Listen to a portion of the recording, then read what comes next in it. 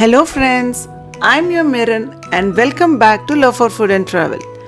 In our previous video, we traveled from Hyderabad to Chikmagalur by road, discussed the problems we faced on the way and exploring food till our destination. After reaching the resort, we showed the room tour of the pool villa and the dinner buffet arranged by the resort. If you haven't watched our day 1 video, I will provide the link in the description below. In this video, we will try out the breakfast, go on a plantation walk, explore few places in Chikmagalur for sightseeing and then back to the resort. In fact, we will also include the journey back to Hyderabad in this video so that it may be helpful for those planning a trip to Chikmagalur. Therefore, please watch this video till the end. If you are a foodie and interested in travel, then you will definitely like our videos on the channel as we cover all the major places and restaurants in Hyderabad and also have a playlist dedicated to travel. On day 2, we got up to a beautiful sight of scenery with a big sprinkler watering the plants around it. In fact, our car in the parking lot was also getting some water on it.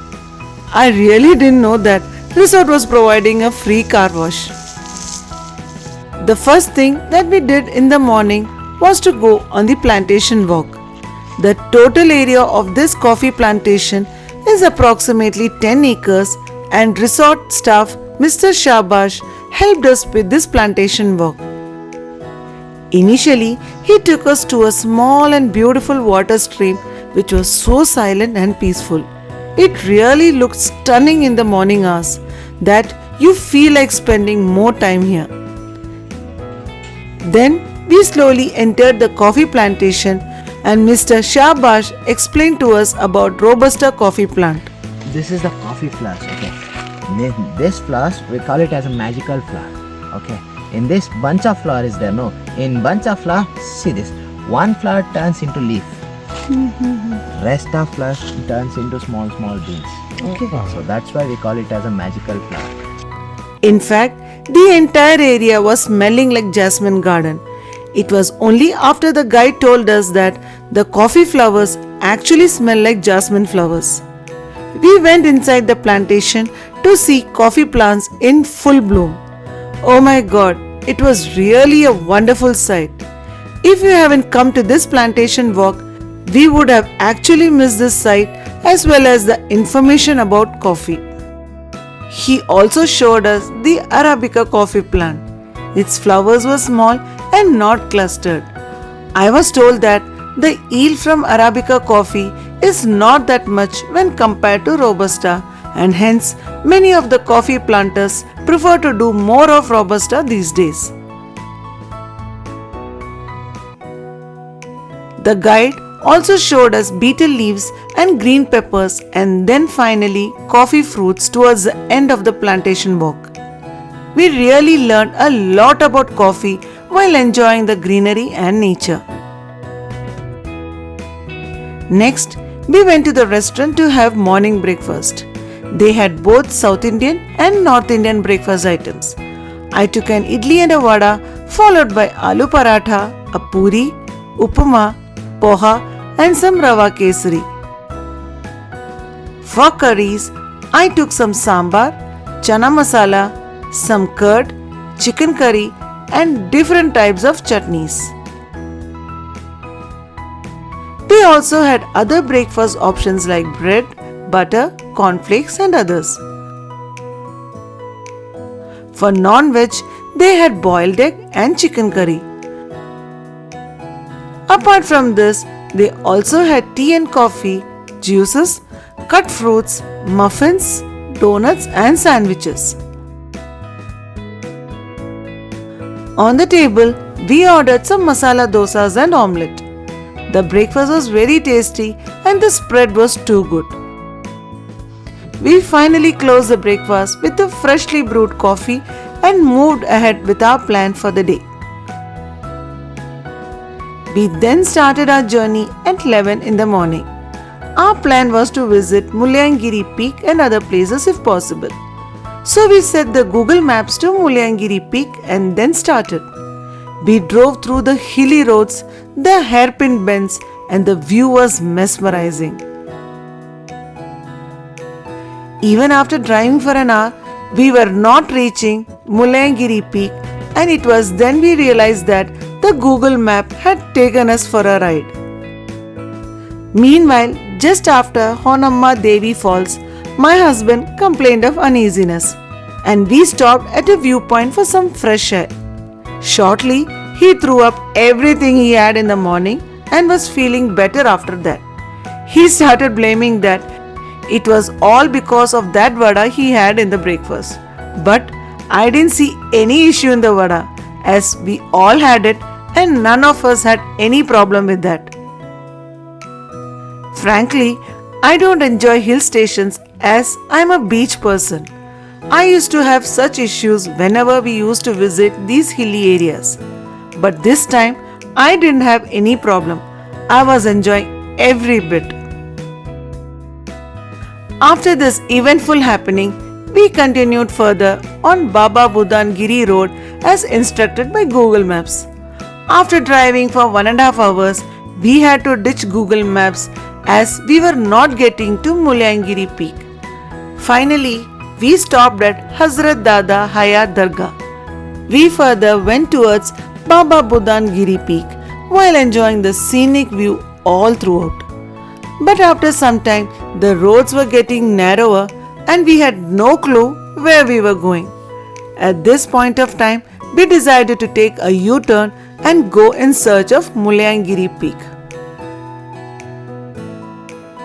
After speaking to the jeep drivers there, they told us that we should have taken a left towards Mullayanagiri Road long back. Now we will have to go back all the way and take the right cut to Mullayanagiri Peak. So, if you are using Google Maps, you need to search for Mullayanagiri Peak point and not just Mullayanagiri Peak. The location point for Mullayanagiri Peak is absolutely wrong in Google Maps. On the way, we saw a place where we could rent a jeep to visit Jari Falls.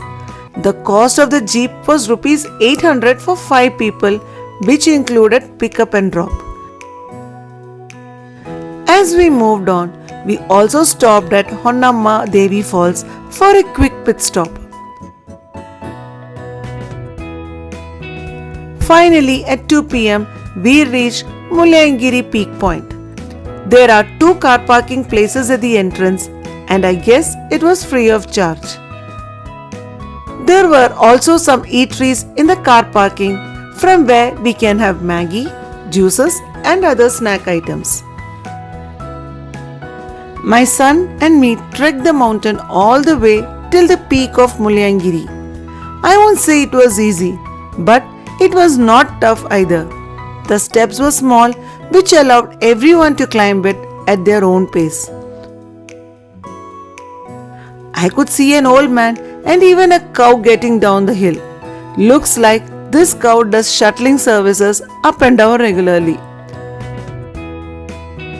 We thoroughly enjoyed the trekking up the peak and also the view from the top. We also took some selfies to cherish this moment. In fact, I also started planning for my next mountain trek. Guys, can you suggest any? By the time we came down the hill, it was already 3 p.m. and I was actually hungry. But with my husband not doing well, we decided to head back to resort and have something. We reached our resort at 4 p.m. and tried to order our lunch. But to our surprise, they said that the kitchen was closed and it will be open only at 5:30 for high tea and snacks. So, we had no other go but to wait. At sharp 5:30, we went down to the restaurant to have high tea and snacks. Today they had potato bhaji, French fries along with usual biscuits and tea and coffee. After high tea, we came back to our room, took some rest and then freshened up for the dinner. For the dinner, the resort had arranged for a lavish buffet including different types of salads, a Chinese veg soup, veg starters like baby corn pepper dry and honey chili potato, a potato sabji, veg mixed curry, and other different types of veg curries, including paneer curry. They also had pulao, noodles, rotis, naans, and dal fry. Non-veg dishes were separately kept, which included kung pao chicken and guntur chicken as non-veg starters, chicken Hyderabadi for curry, and also chicken biryani. The buffet was good and I enjoyed the food thoroughly.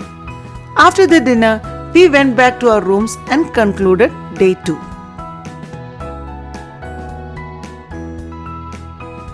Next day morning, we planned to check out the resort and leave for Hyderabad.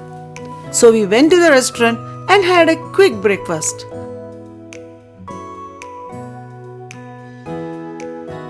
After this, we wanted to have a look around the resort property. In fact, they also had some adventure activities in the campus which the guests can utilize free of charge. Apart from this, they even had games like badminton, pool table, and other indoor games. Resort was also kind enough to give their homegrown coffee powders as souvenir. The Grand Retreat in Chikmagalur is a very good property which has all the amenities required for a luxurious stay. I will provide the link of the resort for the rooms and its prices. Do check out if you are interested. So, after completing the checkout formalities at the resort, we started from Chikmagalur at 11 am. As mentioned in our previous video, we wanted to try out a different route and wanted to avoid Ballari altogether.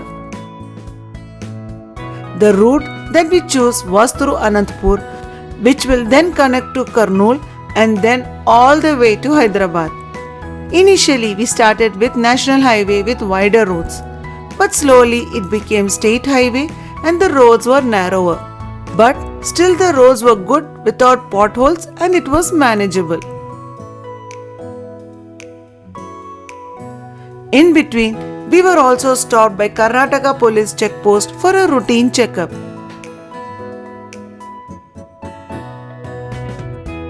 After driving for around 2.5 hours, we were able to reach only Hosadurga, which was just 82 kilometers from our resort. We started looking for a decent place for lunch from 12:30 onwards, but did not find any. At last at 1:30, we found a place called Albaik Hotel in Hosadurga where they had parota, chicken curry and chicken biryani. If you crave for non-veg, then you can visit this Albaik Hotel.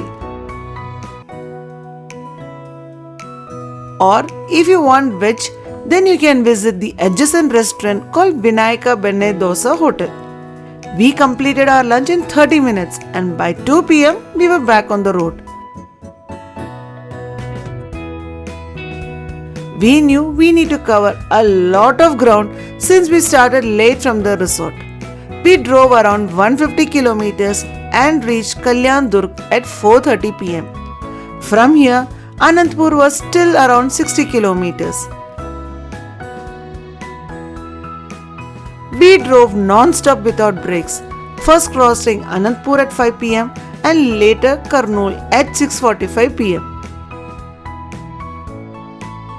We knew that we will not be reaching home anytime soon, so decided to look for some dhaba type restaurants on the highway. At 8 pm, we found this old Shimla Punjabi family dhaba and decided to have our dinner there. At this point of time, we covered around 500 kilometers from Chikmagalur and we still had 140 kilometers more to reach home. We had some butter rotis, chicken curry and a veg curry. The rotis were made fresh with generous amount of butter on top. The curries were also tasty. We finished our dinner with a chai as we still need to drive for another 2 to 3 hours before reaching home. On our way back to Hyderabad, it suddenly started raining, and it rained continuously for more than half an hour, and sometimes it was raining really heavily. Though we didn't stop the car, we continued the journey at a normal speed, keeping an eye on the visibility and maintaining a distance from the vehicles in the front. Night driving is usually challenging for many, and that too with heavy shower. You need to be very careful. Just as we entered the outskirts of Hyderabad, there was no sign of rain and the roads were totally dry. We entered ORR Expressway and smoothly cruised along.